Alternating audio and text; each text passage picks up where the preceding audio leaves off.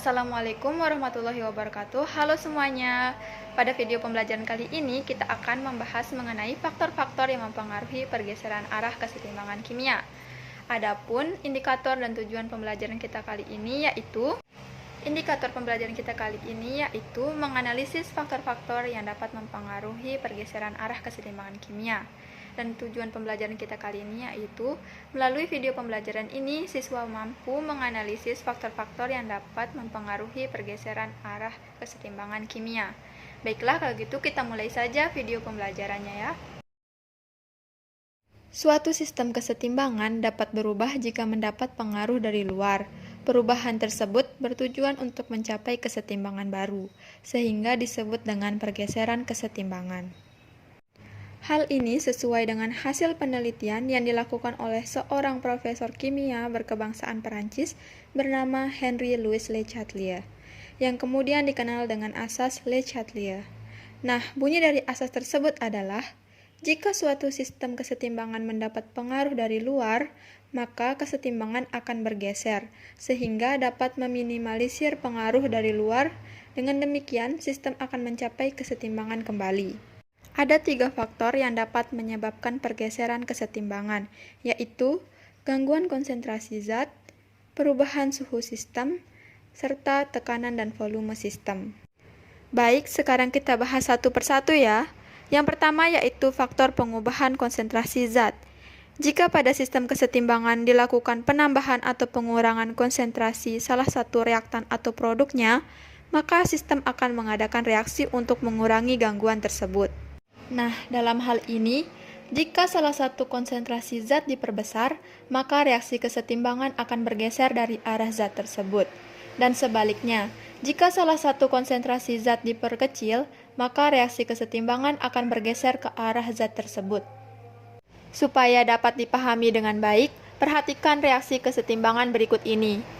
KSCN ditambah FeNO3 3 kali menghasilkan FeSCN2+ ditambah 2NO3 ditambah KNO3. Reaksi kesetimbangan ini dapat dipelajari berdasarkan perubahan warna larutan yang terbentuk.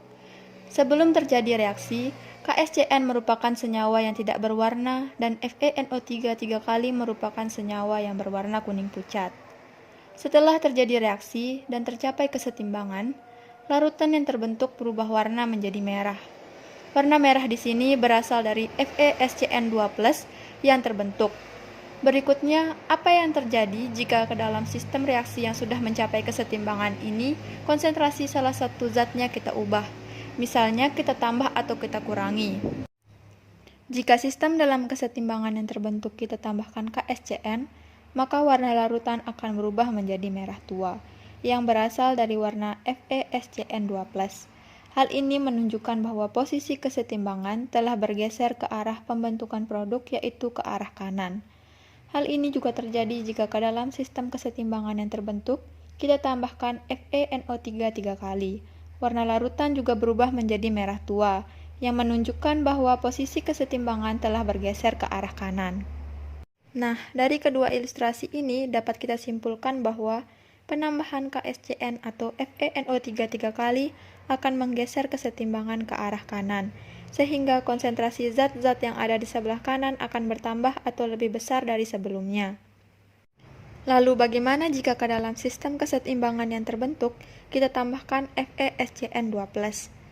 Nah, apabila kita tambahkan FeSCN2+, maka warna larutan yang semula berwarna merah berubah menjadi tidak berwarna, yang berasal dari pembentukan kembali ion SCN-.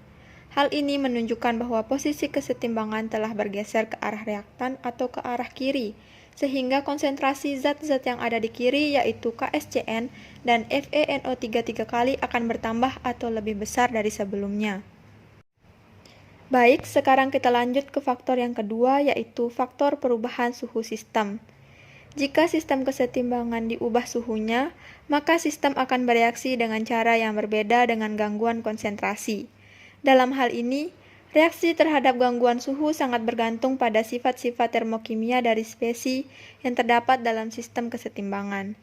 Hal ini kita ingat kembali pada bab termokimia. Kita mengenal 2 jenis reaksi, yaitu reaksi eksoterm dan reaksi endoterm.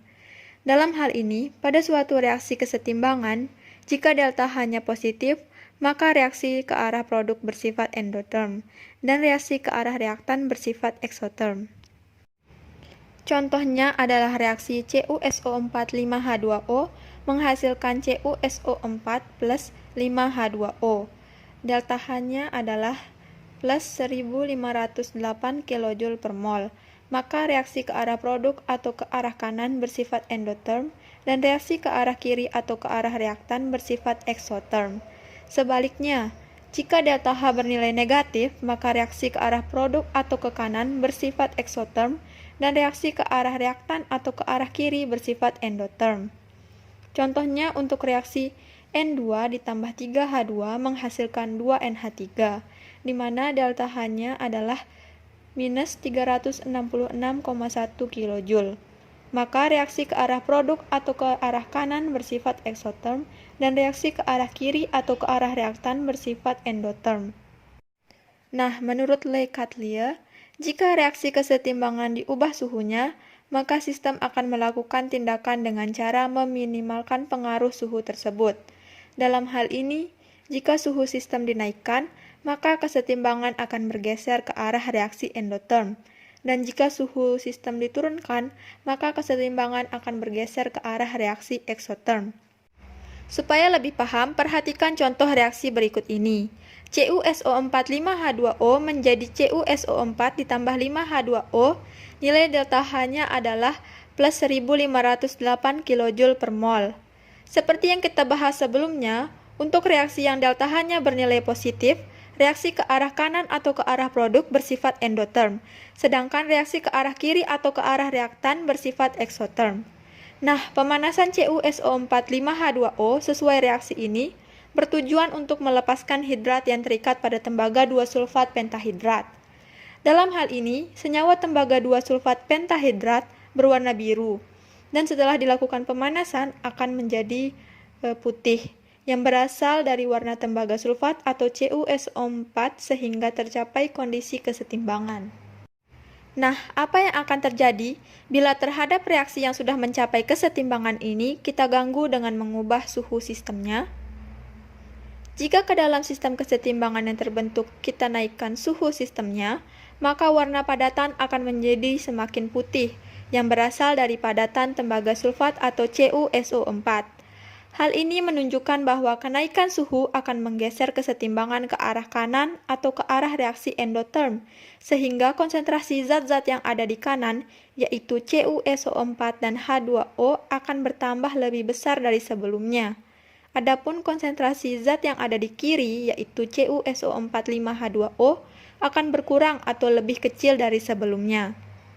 Jika dalam sistem kesetimbangan yang terbentuk kita turunkan suhu sistemnya, maka warna padatan akan berubah dari putih menjadi biru yang berasal dari padatan tembaga 2-sulfat pentahidrat atau CuSO4 5H2O.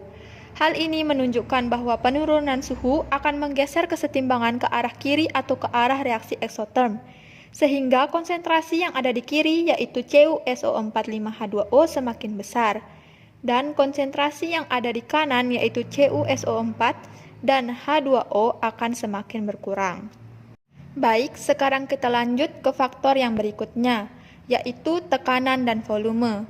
Perlu diingat kembali bahwa tekanan dan volume adalah dua hal yang berbanding terbalik. Untuk sistem yang melibatkan fasa gas, gangguan tekanan atau volume terhadap sistem kesetimbangan sangat berpengaruh.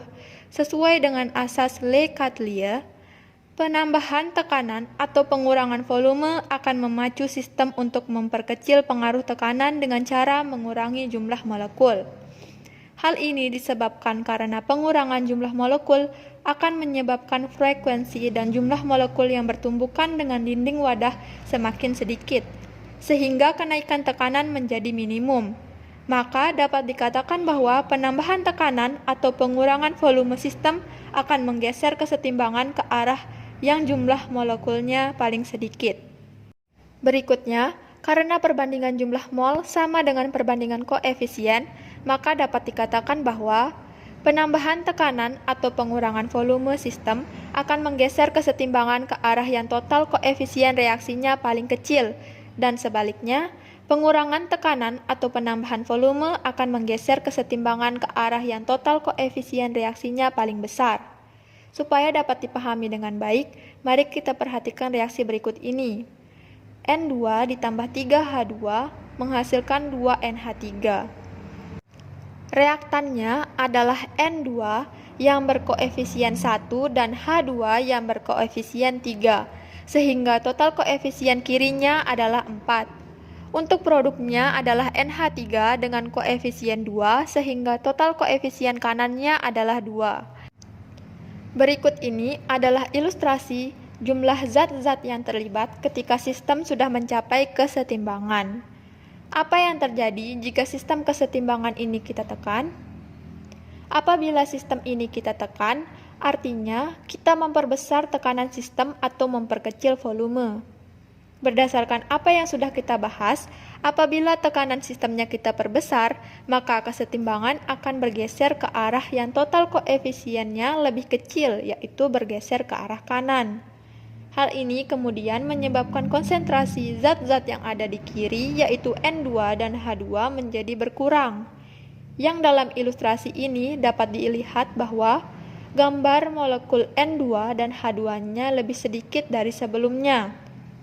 Untuk H2, awalnya gambar molekulnya adalah 6. 1, 2, 3, 4, 5, dan 6. Kemudian berkurang menjadi 3.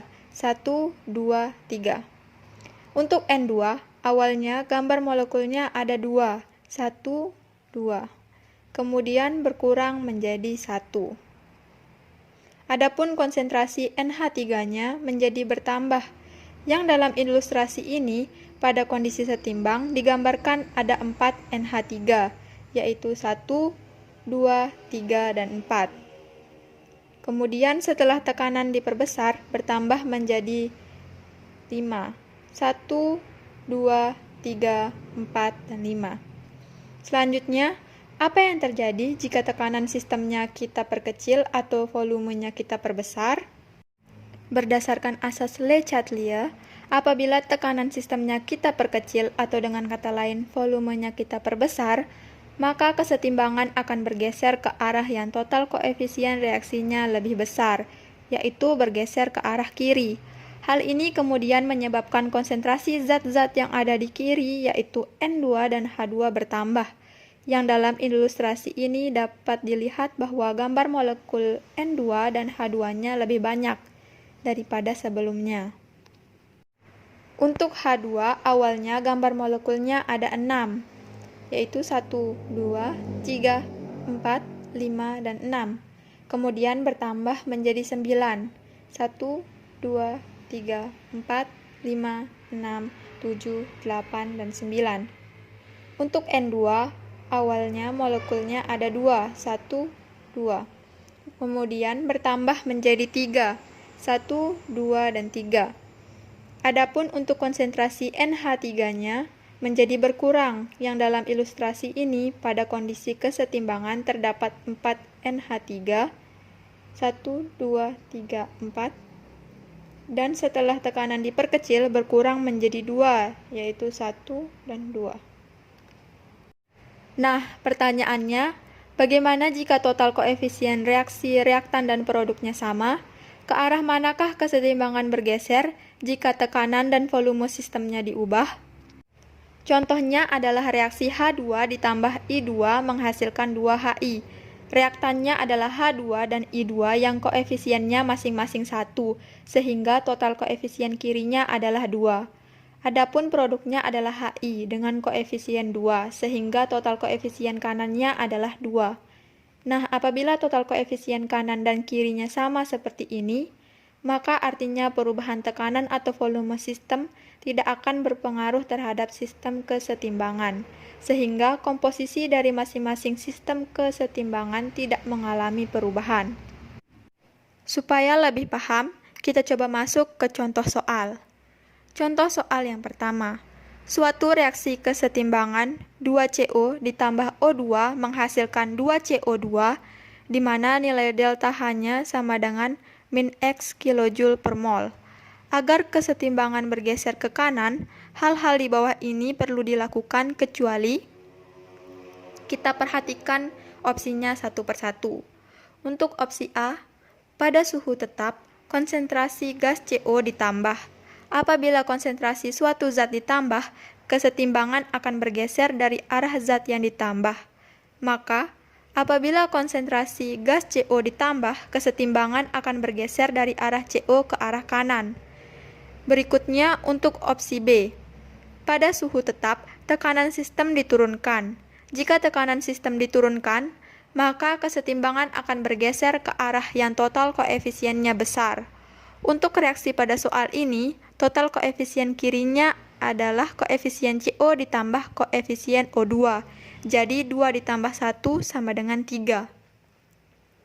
Untuk total koefisien kanannya diambil dari koefisien CO2, yaitu 2. Maka, jika tekanan sistemnya kita turunkan, kesetimbangan akan bergeser ke arah kiri, sehingga jawaban untuk soal ini yang benar adalah opsi yang B. Kita lanjut ke soal yang kedua. Dari reaksi kesetimbangan berikut, bila volume sistem diubah, maka yang tidak mengalami pergeseran kesetimbangan adalah: berdasarkan apa yang kita bahas sebelumnya, perubahan tekanan dan volume tidak akan menggeser kesetimbangan apabila total koefisien kanan dan kirinya sama. Artinya, untuk soal ini, kita cari reaksi yang koefisien kanan dan kirinya sama.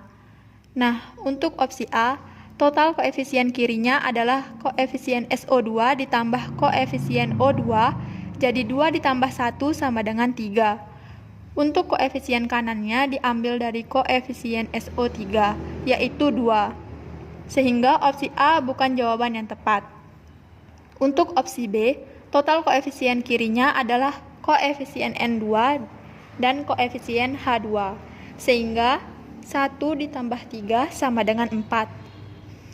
Adapun koefisien kanan diambil dari koefisien NH3, yaitu 2, sehingga opsi B juga bukan merupakan jawaban yang tepat. Untuk opsi C, total koefisien kirinya adalah koefisien H2 ditambah koefisien Cl2, yaitu 1 ditambah 1 sama dengan 2. Koefisien kanannya diambil dari koefisien HCl, yaitu 2. Artinya, total koefisien kanan dan kiri untuk opsi C adalah sama, sehingga jawaban untuk soal ini adalah opsi yang C. Baiklah, sekian video pembelajaran kali ini. Semoga bermanfaat. Wassalamualaikum warahmatullahi wabarakatuh.